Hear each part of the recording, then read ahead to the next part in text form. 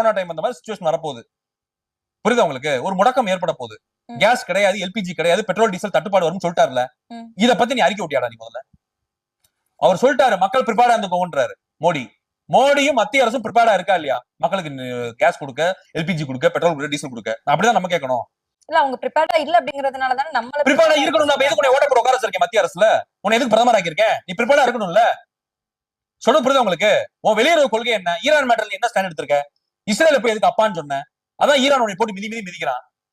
உண்மையாலே நான் சொல்றது, இஸ்ரேல போய் எதுக்கு உன் அப்பேன்னு சொன்ன? நீ இஸ்ரேலுக்கு பிறந்தியா நீ? நான் கேக்குறேன், யாருக்கு பிறந்த நீ முதல்ல? இஸ்ரேல போய் எதுக்கு அப்பான்னு சொன்ன நீ மோடி? எதுக்கு போய் பெஞ்சாமின் நெட்டானியோட அவ்வளவு உறவு வச்சிருக்க நீ? ஏன் வார கண்டம் பண்ண மாட்ற? போர் நடக்குது இல்ல, வெஸ்ட் ஏசியா முழுக்க இன்னைக்கு வந்து கபலீகரமா இருக்குல்ல. அமைதி நிலவ வேண்டும், உடனடியாக போரை நிறுத்துங்கள். தைரியமான ஆளா அந்த மோடியை சொல்ல சொல்லுங்க.